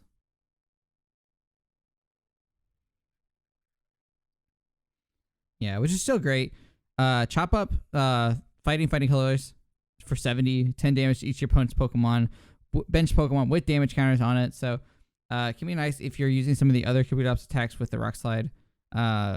The next one we're looking at is from Power Keepers. It's Primal Stare. As long as this Pokemon's your active Pokemon, your opponent can't play any basics or evolutions cards from his hand to evolve their active Pokemon. So kind of nice way to slow them down. Lurin Aura, fighting colorless, 20 damage. Before doing damage, you can choose one of your opponent's bench Pokemon, switch it with their defending Pokemon, and do 20 to that Pokemon instead. And you have Blinding Scythe, 3 energies, fighting colorless for 60. The next one we're looking at here is from Arceus. There's 2 of them. It's the Primal Scythe Kabutops. Primal Scythe, 1 energy, 20 damage, Plus, you may discard a Helix Fossil, Dome Fossil, or Old Amber Fossil from your hand. If you do this, does 50 more damage, so you're doing 70 total. Second attack, Rockslide, fighting, double colorless, 60. Then you do 10 damage to 2 of your opponent's Pokemon. So nice spread attack there. Also worth noting that the Kabutos, the evolution line, there's 2 with Revive Friends that allow you to flip a coin. Search your deck for a card named Kabutos and put it on your bench. So we saw this on stream. You actually do have a sort of a chain reaction going where you can go Kabutos, Revive Friends into Ancient Guidance, which is the other Kabuto. That says once you're in your turn, you may flip a coin of heads to your deck for a Helix Fossil and put it on your bench. So you can basically set up 3 Kabutos and a Helix Fossil that can evolve next turn in 1 turn, assuming none of it's prized. So kind of a neat line here. Connor, I'm interested to hear what your thoughts are on Kabutops. I'm not... It's tricky, because at first glance, I thought the line was absolutely insane. And granted, the last time I looked at it, it did have a 3 energy 100 attack Kabutops that is no longer in the cube, which is good, I think. I think it's good for the health. But Chop Up is a very okay attack, unless you have something like Jolteon. And then it's a nuts attack. 70 to your opponent's active and 10 to their whole bench is just devastating, especially if you've already dealt 10 damage. It starts to get up to 20, and then if you get it off more than once, which you most likely will because Kabutops has a lot of health, get up to 30, even 40, and then you start just one-shotting everything. So Kabutops really threatening. Of course, Primal Shell being super powerful in lots of cases. This deck has really good item quality, and your opponent's not being able to play them is going to be pretty devastating in some cases. I don't know how much I love the Luring Antenna Binding Scythe Kabutops. It seems kind of weak for a stage 2, but too strong for a stage 1. The body isn't really anything too special. Luring Antenna, of course, can be nice, but eh. And then the Primal Scythe Rockslide one is the one that I have the hardest time evaluating because it doesn't have that many fossils to actually power it up. You have 4 Dome Fossils and 2 Old Ambers, and that's it. And I don't believe there are any ways to recover them. If there are not very many. So you basically have, like 2-3 Primal Scythes in a game. You might be able to stretch that up to 5, but you're probably going to need to take advantage of some of the Unearth in Aerodactyl, and that'll get a little bit trickier. So Primal Scythe, as many times you can deal 1 for 70 is really good. Because 70 damage is a 2-shot on pretty much everything in this cube. Even some fringe 1-shots, but that's going to be pretty rare. So, I don't know. I think Kabutops is kind of hard for me to evaluate. And if you don't get pretty much all the Dome Fossils and Old Ambers, you're going to be in a sad spot, which is what makes me hesitate on the line. But if you do get them all, it's going to be really strong.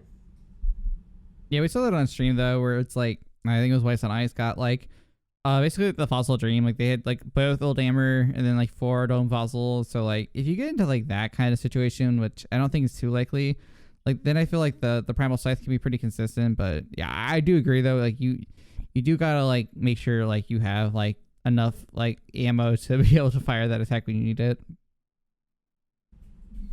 Yeah, I don't know. It's just how reliable is having the ammo gonna be? Mm-hmm. How many fossils is going to be realistic to get? Like, I would really like to see the fossil count maybe bumped up by 1 or 2. Maybe like 1 for each of the fossil lines. I think that would be good. It would be good for the health of the lines. And it would also be good for consistency purposes.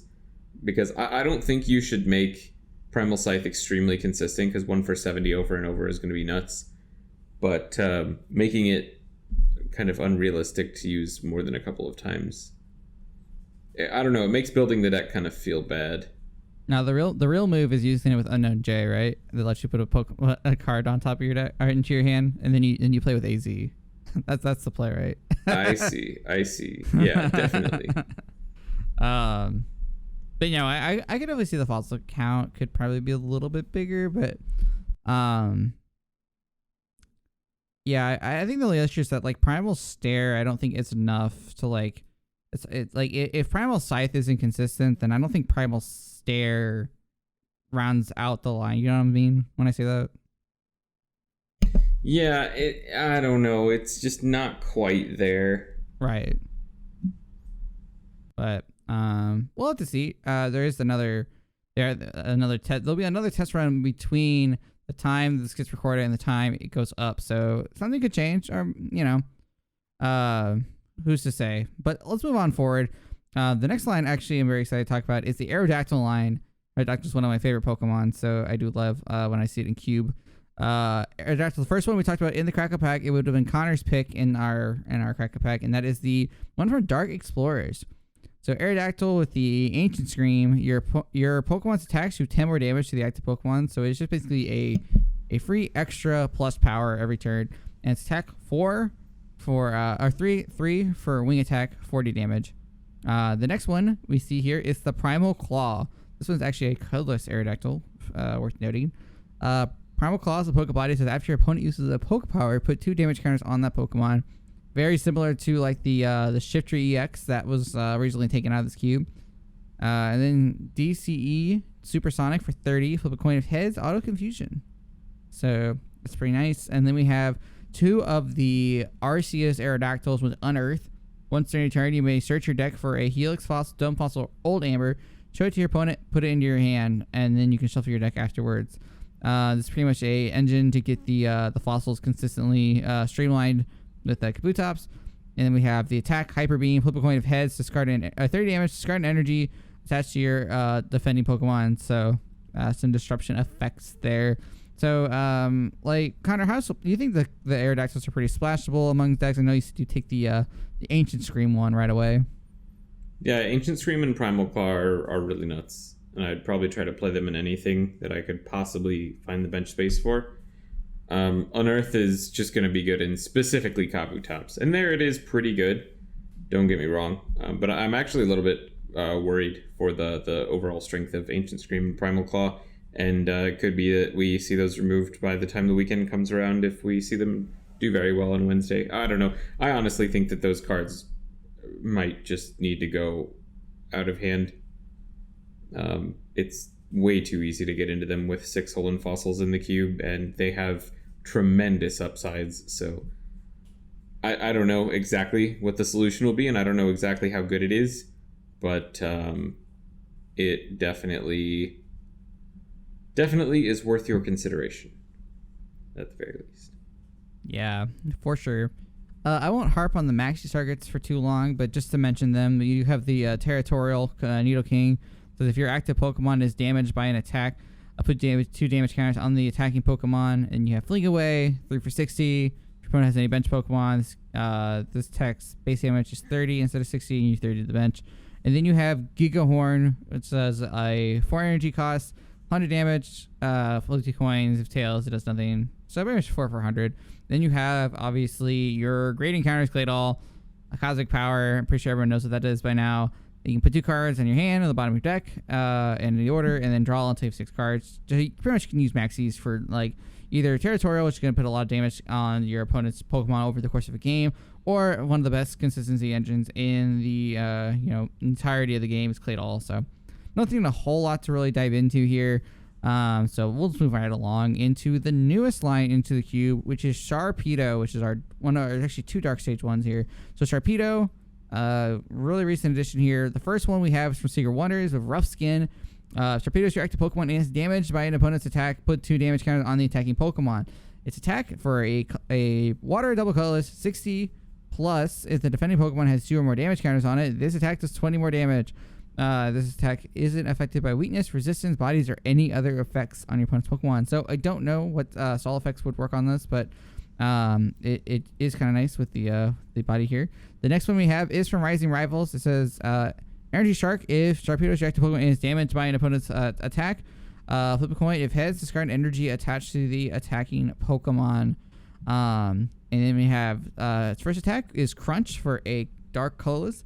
If this attack does damage to the defending Pokemon, if an attack does damage to the defending Pokemon, that attack does 40 damage to that Pokemon until the end of your next turn. So on the next turn, you do more damage. And then we have just a plain 60 damage Sharp Fang for Psychic Dark Double Colorless. So there's 2 of the Energy Shark in there, and then we have 1 of the Aqua Search Once your turn, you may search for a Team Aqua's Pokemon, reel it, put it into your hand. All the Carvanas themselves are Team Aquas, so you can search all your basics. And it has a clean dark double colorless for 70. So this is one of the recent lines added. I don't know. We haven't really had a ton of time to look at it, but Condor, any initial thoughts, anything that stands out to you about this line? Sharpedo is interesting. It's in a weird spot where it kind of has high attack costs. 3 energy is going to be a little bit difficult to get to in some cases just because there's not a ton of ways to get dark energy in play. Really, I don't think there are any. But it takes a lot of colorless energy requirements, so you can accelerate with other stuff. The upside is that you get some really nice damage out of your energy, and you have some really nice bodies going on too. So I think Sharpedo can probably trade above rate, and you're going to get a lot of value there. It could be a really nice combo piece with Walrein to diversify weaknesses. It accepts Walrein acceleration really well. Walrein also really likes Aqua Search from Sharpedo, sets you up really nicely. So I think overall it's a neat line, and it's not a line that I'm ready to write off right away. Definitely not one that I want to build a whole deck around, but I think it's got a lot of potential. Yeah, and then moving right along, we have the Malamar line. We have 2 from Ancient Origins with Entangling Control. Switch one of your bench Pokemon, or your opponent's bench Pokemon with their active, and the new active is now confused. And we have Trash Tentacles, 1 for 30. Put a card from your discard pile in your hand, so kind of a control-y card. Then we have the other Malamar with Contrary. It's a Black Star promo. So Contrary says if you see your opponent, if this is in your active, your opponent flips tails on all of their coin flips. So that does work with the rule. So basically your opponent auto flips tails. So anything like Pokeball, Dual Ball, all is going to flip tails. And then the attack is Conform, 40 damage for 3. And if you say number of cards his hand is your opponent, it's now confused. So now we see Malamar having the only Contrary ability here. Like, how do you think that makes them more valuable now? This line has not seen a ton of exploration in previous drafts. Yeah, I mean, with Shiftry out of the picture, it's definitely going to become a lot more playable. Contrary or Conform is still a pretty sad attack. Yeah, 3 for 40, even with Confusion, is really poor. So unless Contrary is doing some really scary stuff to your opponent, unless it's majorly shutting down their consistency engine, which it can, definitely can, it's still going to take some effort to make this card powerful. So some disruption options are going to be excellent with Malamar. Just forcing your opponent to find more cards. The more cards you force them to draw, the more cards you force them to set up, the more likely it is that you're going to stall them with the Contrary. And Trash Tentacle plays really well to that, and Entangling Control as well. So all of Malamar really plays well with Disruption, and I think that that's probably the direction to go with it. If there's a control deck that's viable in this cube, it's probably Malamar, and both of the Pokemon in the line synergize with that outlook. Yep, fair enough. So I'm interested to see how it does now that it's the only Pokemon in the queue now that affects the coin flips. Moving on forward, we're going to talk about Agron. That's the Metal Stage 2 line in here. We have 1 from Plasma Blast with Knockback. Metal Colorless. Your opponent switches the defending Pokemon with one of their bench. Then we have Aura of the Land for 4 energies. It's 80 damage plus 20 damage to each bench Pokemon, both yours and your opponent. We have the other one from Mysterious Treasures with Heat Up. 2 colorless. 40 damage. Search your discard pile for all energy shown to your opponent. If you find any metal special energies there, this attack does 40 plus 30 more damage. Put all those energies on top of your deck and shuffle. Then we have Hard Metal, 4 metal energies, 60 plus. You may do 60 plus 40 more damage. If you do, Agron does 40 more damage to itself. So we have 4 for 100. And then we have the Ruby and Sapphire. There's actually 2 of this one in here. 1 colorless energy for Retaliate. Flip a coin. If heads, this attack does 10 damage times the number of damage counted on Agron. We have 3 damage for Mega Punch, or 3 energy, for Mega Punch, meaning 40. Then we have Double Lariat, one of the biggest attacks in the cube. 2 metal energies, triple colorless. Flip 2 coins, rather. This attack does 70 damage times the amount of heads. So we have 5 for 140. And lastly, we have the one from Triumphant. The defending Pokemon has any damage counters on it. The attack does 40 plus 40 more. That's second strike. Then we have Guard Claw, which is 4 for 60. Once during your turn, or during your opponent's next turn, any damage done to Agron by attacks is reduced by 20. So kind of more of a tanky strategy here. Connor, what are your thoughts on Agron?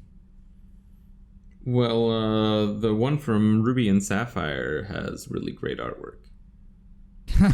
No, it's not my favorite for sure. It's really lacking facilitators, enablers. The attack costs are extremely heavy. And yes, Double Lariat is the best damage cap in the game, but it's on a 110 HP stage 2, and it costs 5 energy with no on-color acceleration in the cube. So what that means is you have to find off-color acceleration, you have to find your energy, you have to set up your off-color acceleration, and you have to attach more energy just to get to the one-shot, and then you risk getting one-shotted in return because Agron is not that big. Most likely you get 2 attacks off with Agron, but it's just a big trade-off, and you're going to have to be getting a lot of energy in play somehow. In addition, I really don't like Aura of the Land, the Plasma Blast Agron. There's no way to mitigate the self-damage from that attack, and Agron is going to be so hungry to set up a bigger board just so that it can get extra energy in play with different engines that it's going to be a tremendous detriment to you in most cases. So as the line stands right now, I definitely think it needs some sort of help to be able to actually get to its energy requirements, and then it could be pretty powerful. But the way that I would think to play it right now is with the Mismagius acceleration engine, and I would have to test that before I'd be comfortable playing it in the league, I think. Yeah, I think without access to things like Scramble Energy, it's really tough to get up Double Lariat and then feel safe because the 5 energy costs, especially like you said, no acceleration, can hold it back some. Yeah, I mean, if you had something that, like a Metal Lynx Bronzong, and I'm not saying he should put Metal Lynx Bronzong in this cube because it would just be eaten up by other archetypes, but there's no way to get to this Agron. There's no good way to get to this Agron. It's just, you can't spend 5 energy attaching to the same Pokemon. That basically does nothing until you get there. It's not feasible. It's not viable. Yeah, I mean, I don't mind the second strike. So if the defending Pokemon has any damage counters on it, you do 40 plus 40 more. Because there are some Larions that have like good spread attacks that I can see using with. Heat Up's interesting. He has special metals. It can be just a 2 for 70. I mean, that's not too bad. The 4 for 100 isn't terrible. The only thing is that you're basically setting yourself up to get knocked out. So for specifically metal energies, you're at pretty much of a deficit there. But yeah, I'm not too high on Aura of the Land. I think if you do have a way to set Double Lariat, it could be quite strong, but the 5 is just really, it's a tall mountain to climb. Yeah, I think as it stands, it's pretty clear that some of these Agrons were designed with special metal energy in mind.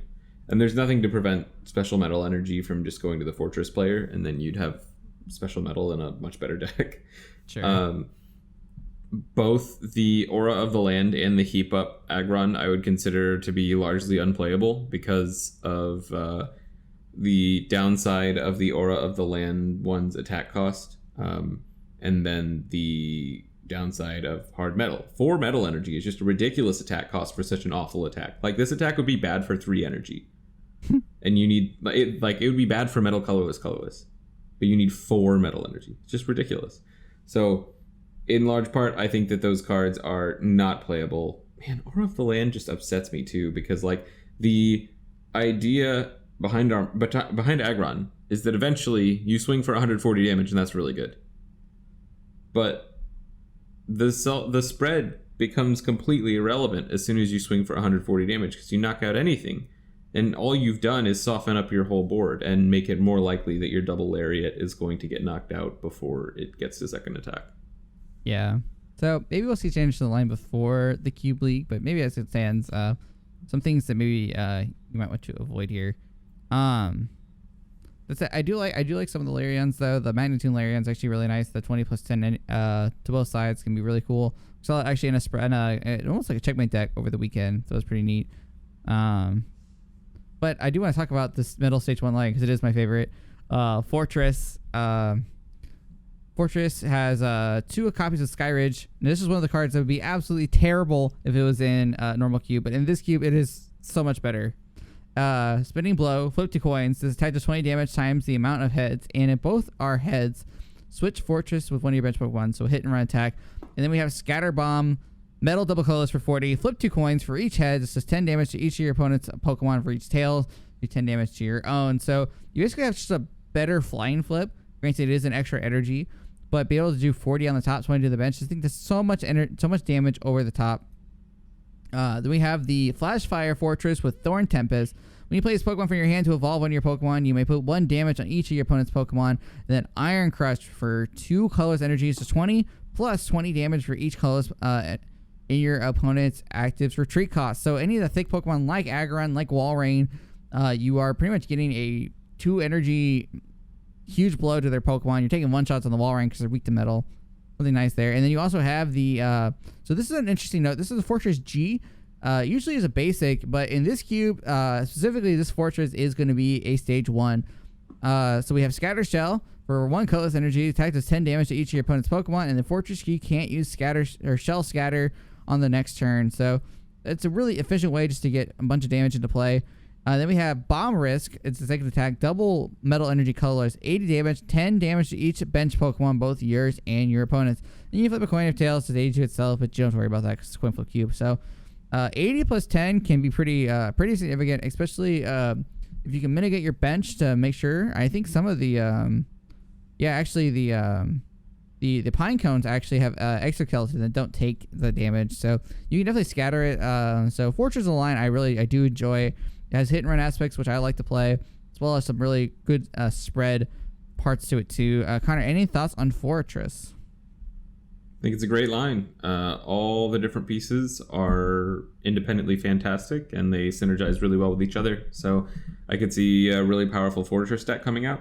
I could see a really powerful deck that uses Fortress to enable some other spread stuff, or even just uses Fortress as a tech attacker coming out, Fortress is a very strong line in, for example, something like Arcanine, because it deals with Walrein really cleanly. So I see the line having a ton of potential, and it's the Thorn Tempest Fortress is probably one of the best stage ones in the whole cube. Yeah, I'm really interested to see how the additions to with the G wasn't in there last time I drafted it, so interested to see how those additions really change it. We're pretty much through all the attacking lines. Pretty much just left to support, which I'll briefly go over. We don't really have to go into it too much. I mean, the Clefable is really cool. Has Moon Guidance. So it says once during your turn, you may flip a coin of heads, search your deck for a Pokemon that evolves for one of your Pokemon, and put it on that Pokemon. So it's pretty much just an auto Evo Soda, even on Pokemon you bench during that turn.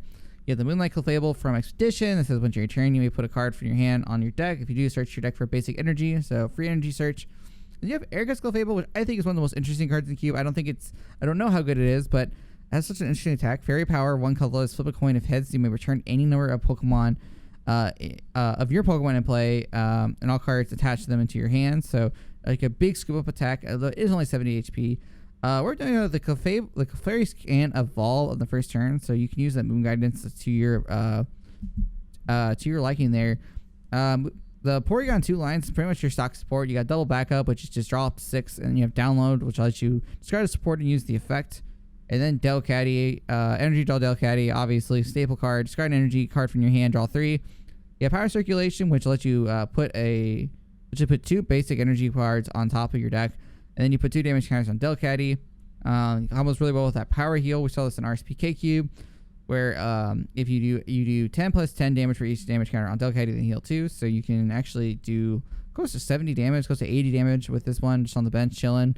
And you have the Dell Caddy Ex, which isn't a card we commonly see, but it has that constrained Poke Power that says each player discards until they have 6 cards in their hand. So in this cube, the hands tend to get quite big, so there's a lot of consistency, but constraint can help them back. It has Upstream, which is kind of a neat attack. Search your discard pile for all energy cards, sends 10 damage for each. So I don't think there's enough Dell Caddy EX in here to build a deck around it, but it's kind of a neat attack here. I just want to mention it because I know Al will want me to. It's the Togepi with Mini Metronome. It's flip a coin of heads.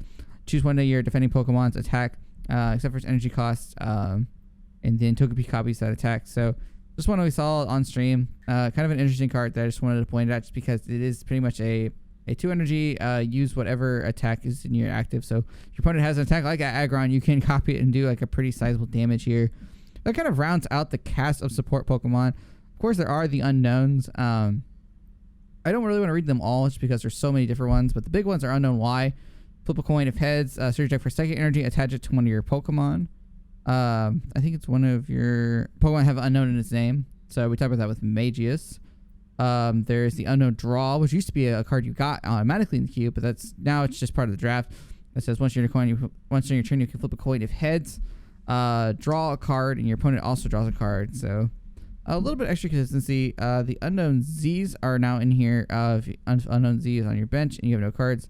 Your deck, you can put it back. You can shuffle it. You can back in your deck, but it has hidden power, which is kind of neat. Remove any damage counters. Remove as many damage counters you like from each unknown in play. And you can put that many damage counters on the defending Pokemon. So that combos really well with one of the unknowns. Oh, the shuffle one that does 20 to each Pokemon with Poke Power. So there's some neat unknown strategies. I don't really want to go too deep into them, just because I think if you're interested, you should look at them and try to see what you can form. But that is pretty much the entire cast here. Connor, any last thoughts on Coin Flip Cube? I am really excited to play it. I do think that it's pretty likely that we'll see some changes between now and the weekend, particularly in regards to the Typhlosion and Agron lines. Those are the ones that stand out to me the most as needing some assistance. But overall, really excited for it. I think it's in a good spot on balance, and I'll be really excited to see what people can do because I think there are a lot of really neat synergies going on in here. Yeah, I definitely agree, and that's kind of the thing. Cubes are always going to be evolving every time, and so just because some things are going to change, the cube still has a ton of fun, a lot of really cool stuff in it. Just needs a little bit more, just buffing in some lines, but honestly, it's a better spot to be than one line just being overpowered. So really excited to see where this cube ends up at over the weekend. Again, if you want to catch that draft, just make sure to tune in on the channel on Monday. The draft video will be up there. Draft video actually from the previous P-Cube series is going to be is already up on our YouTube channel. But I think that's going to end where our main segment is. So you pretty much got the whole lowdown on the Coin Flip Cube if you're drafting this weekend, or if you're just curious on how we evaluate cards. This is pretty much a good lecture in how to look at cards within the line. But we're going to take a brief break here, and we'll be right back with our conclusion segment in just a minute. All right, welcome back to our conclusion segment. So it's pretty much the whole lowdown on the upcoming Cube League Cube. If you haven't yet, once again, make sure to sign up. It's going to be a ton of fun. Links are in the description. You can find those. From last minute announcements, something really big I've been really excited to announce. On June 26th at 12 p.m. Central, we are going to be drafting Omnipokes All Gas, No Breaks Cube. Davi and I will be commentating it. It'll be Connor, Zach, I think BestPalAl, hopefully. And Omnipoke, Joe Bernard, all drafting his cube on Twitch. It's gonna be very exciting. I'm super ready to see what people build. I've been hearing a lot about this cube. I've seen Omnipoke drafted on Twitch on his own channel. Seems really cool. Should be a lot of fun. And if you want to get on the action, that following Sunday on the P-Cube series, we will be running the same cube. So it'll be very fun. Super excited to be streaming that. That'll be again June 26th, so quite a ways away. But mark your calendars. I think it'll be a really fun event here. Speaking of fun events, Connor, world-renowned chef, do you have any exciting news you'd like to share? I got engaged over the weekend, so that was exciting. Woo-hoo! Congrats, my man. That is really exciting. Very happy. World-renowned chef just comes from a lot of my plan revolving on cooking a lot of food. Something that I don't talk that much about, especially in like the Pokemon community, is how much I like to cook. And I definitely did that this weekend. So it was, but it was fantastic. And I'm just really happy. You said you spent 6 hours preparing the whole meal? Yep, took me about 6 hours. That included running out and grabbing the ingredients. So what'd you make? So I made a clementine and feta salad with a spinach and arugula base, and I made a balsamic vinaigrette for that. I made a roasted garlic and Calabrian chili mashed potato, which had a lot of nice heat and acid and just things that are normally not present in mashed potatoes but bring a lot of character to it. I made a beef Wellington, which was kind of the star of the show. It's definitely a showstopper. It takes a lot of effort, but the payoff when it's cooked well is absolutely incredible, and I did a really good job with this one. And then I got a chocolate gelato, and I made a fresh raspberry sauce for that. So that was the menu, and it was the biggest undertaking that I've ever attempted cooking solo. And I also got it done very fast, which, considering what I was trying to do, I got it done very fast. It still took like 3.5, 4 hours to cook it all, but yeah, I was impressed with myself. Well, she said yes, so you must have done a good job. Exactly. Anything else going on besides that? I know that's probably the biggest thing. So I've been listening to the band. Oh, this is our. I assume we're already in our what's going on like outside of Pokemon. We're so deep into it now. All right, sounds great. Sounds great. So I've been listening to this band called Half Alive, and I know their name sounds very edgy, but I promise their music is not. They just have this super interesting sound, and I feel like every single time I find another song of theirs that I haven't heard before, I get totally lost in it, and I binge it for like days. So I cannot recommend their music more, and at the very least, listen to a few of their singles and see if it's the kind of music that you like to listen to.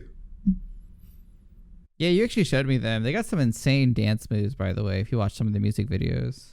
Yeah, I feel like that's kind of become part of their brand is the dancing as well. The lead singer especially is a really good dancer, and he dances in all their music videos.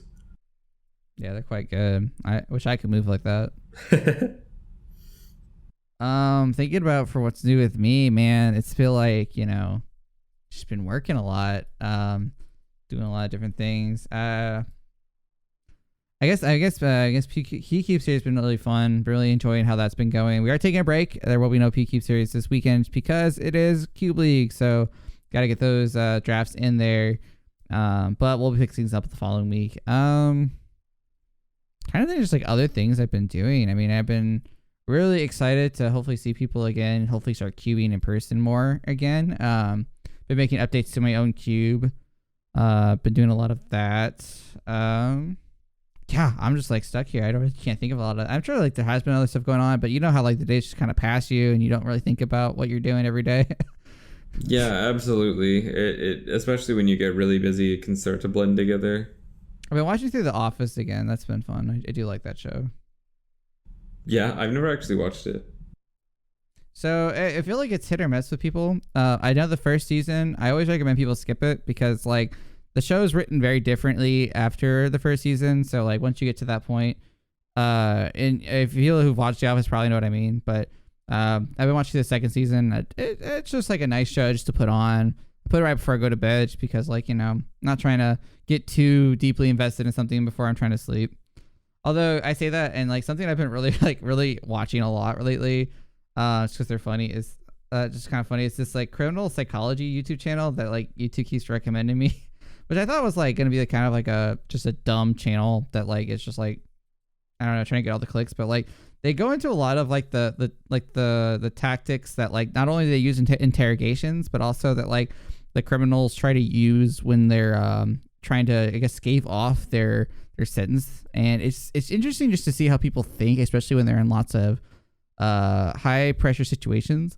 It's in fact, I think, like more interesting because we recently played Avalon together, and that's kind of a similar instance where there's a lot of deception involved. And I kind of got into this shortly after, and it's like that on like another level, because you're really thinking about like what these professional detectives utilize, like different tactics to like elicit like certain responses. It's I don't know, like after watching some of them, they're like really interesting to me now. I'm kind of hooked. Yeah, I huge props for Avalon. Of course, it's my favorite board game. It's the GOAT. Short of Pokemon Cube, of course, but I wouldn't really consider Pokemon Cube a board game in the same sense. Sure. Yeah, I don't know. I think I may have actually been recommended the same channel recently.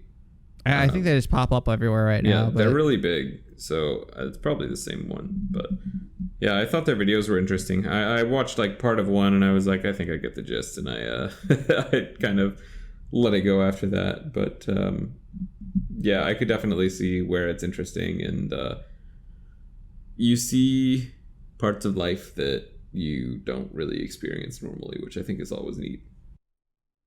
Yeah, it was like not something I was expecting to get into either. Like I think I just YouTube like auto rolled into it and I just forgot to click off of it, and then I ended up just like humoring it for a little bit and then got really invested. Because they show a lot of like just like a lot of their videos kind of boil down to like the recorded interrogation videos, but then there's like commentary. So it's like it's not something you normally would get to see, but then it's also like you get more insight out of it. And then for me, it's just like I just passively interested in it. So I was like, oh, this is really neat. That's just been one thing. Really excited to go back into playing like Pokemon in person again. Kind of waiting until like rotation happens until I actually do start playing like standard again. But I am like really looking forward to that and going back to events. Yeah, I've been thinking about events more. You know, I wasn't actually playing competitive Pokemon when the pandemic hit, but I might actually get back to that and seeing if I enjoy playing in person again. And I definitely have been feeling the urge to play in person again. Yeah, I just miss going up to like my local shop and like seeing friends, like going up to Yeti and hanging out. So it'll be here before you know it. It's still kind of like there's nothing really going on yet. So I know Chilling Reign's just like coming out. So like, you know, I'll probably pick up a box and open it. But, you know, I'm just kind of waiting. It's like I feel like I'm in the in-between, you know, like stuff's about ready to happen. Like things are about ready to open up again and tournaments are going to happen again. But like it hasn't happened yet. So all you have is the anticipation. So just kind of waiting. Yeah. Yeah, it's all a waiting game now. I mean, we've done everything we can, so. Yep. So in a matter of time, I say it back to normal. It'll always be different, but you know, getting back to hopefully going to, you know, see friends and see places will be fun. Right. I guess like anything else you wanna bring up before we close out here? Nope. Those are the big things in my life. I think I've definitely gone over the things that have taken up the majority of my time lately, and I'm feeling good. I'm just you know, had a lot on my plate lately. For sure. Well, hey, thank you for everyone who stuck it around. This was a juggernaut of an episode getting through these cube analysis. Let us know if you like these kind of content, or if you have any topics you'd like us to bring up in the future. But I think that is going to wrap things up. Again, you've been listening to PQ, the one and only Pokemon Cube podcast, and we'll see you guys next time.